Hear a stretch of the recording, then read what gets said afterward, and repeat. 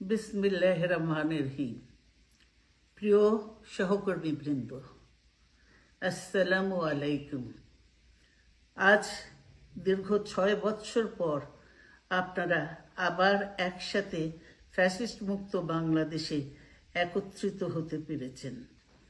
সেজন্য আল্লাহর কাছে হাজার শুকরিয়া আদায় করছি। দীর্ঘ ফ্যাসিবাদী বিরোধী সংগ্রামে যারা শহীদ হয়েছেন এবং সম্প্রতি জুলাই আগস্টের ফ্যাসিবাদী শাসকদের নির্মম ভয়াবহ দমন নীতির কারণে গণহত্যায় যারা শহীদ হয়েছেন তাদের প্রতি আমি শ্রদ্ধা জানাচ্ছি।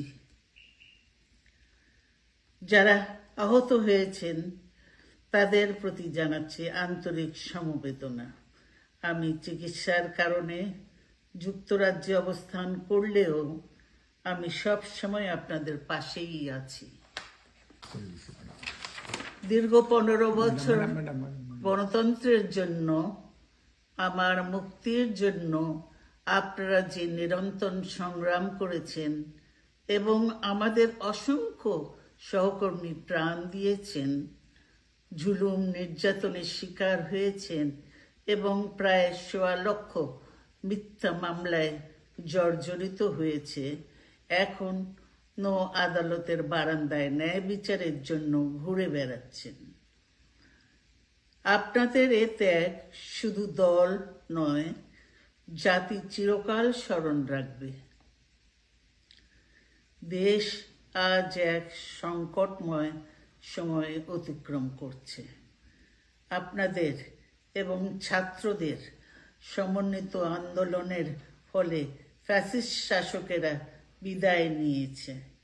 একটা অন্তর্বর্তীকালীন সরকার গঠিত হয়েছে। তাদের কাছে জনগণের প্রত্যাশা, রাষ্ট্র মেরামতের ন্যূনতম সংস্কার দ্রুত সম্পন্ন করে গণতান্ত্রিক ব্যবস্থায় ফিরে যাওয়ার জন্য সকলের কাছে গ্রহণযোগ্য একটি নির্বাচন অনুষ্ঠান সম্পন্ন করা। আমার অবর্তমানে দলের ভারপ্রাপ্ত চেয়ারম্যান, সিনিয়র নেতৃবৃন্দ এবং আপনাদের সকলকে সাথে সঙ্গে নিয়ে নিরন্তর কাজ করে দলকে সুসংহত করেছেন। আমি আপনাদের ধন্যবাদ জানাচ্ছি। আমি বিশ্বাস করি আপনারা শহীদ প্রেসিডেন্ট জিয়াউর রহমানের আদর্শে আরো উজ্জীবিত হয়ে আগামী নির্বাচনে সাফল্যের জন্য ঐক্যবদ্ধভাবে কাজ করবেন। এমন কোনো কাজ করবেন না যাতে আপনাদের এত দিনকার সংগ্রাম, আত্মত্যাগ বিফলে যায়। আমাদের সব সময় শহীদ প্রেসিডেন্ট জিয়াউর রহমানের সেই উক্তি মনে রাখা দরকার, ব্যক্তির চেয়ে দল বড়, দলের চেয়ে দেশ। বাংলাদেশের সর্বস্তরের মানুষ, বিশেষ করে তরুণ সমাজ আজ এক ইতিবাচক গণতান্ত্রিক পরিবর্তনের জন্য উন্মুখ হয়ে আছে। ক্ষুদ্র ক্ষুদ্র সংকীর্ণতা ভুলে দেশ ও জাতির বৃহত্তর স্বার্থে আমাদের কাজ করতে হবে। এখনো ফ্যাসিস্টদের দোসররা এবং বাংলাদেশের শত্রুরা গণ অভ্যুত্থানের মাধ্যমে প্রাপ্ত অর্জনকে নস্যাৎ করার জন্য গভীর চক্রান্তে লিপ্ত রয়েছে। ইস্পাত কঠিন ঐক্যের মাধ্যমে জনগণকে সঙ্গে নিয়ে এবং চক্রান্তকে ব্যর্থ করে দিতে হবে।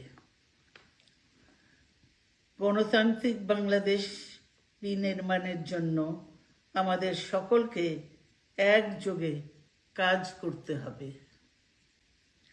আসুন আমরা আগামী দিনগুলোতে শহীদ জিয়াউর রহমানের স্বপ্নের আধুনিক, সমৃদ্ধ ও গণতান্ত্রিক বাংলাদেশ বিনির্মাণের জন্য আমাদের সর্বশক্তি নিয়োগ করি এবং এত ত্যাগের বিনিময়ে প্রাপ্ত এই অর্জনকে সুসংগত এবং ঐক্যকে আরো বেগবান করি।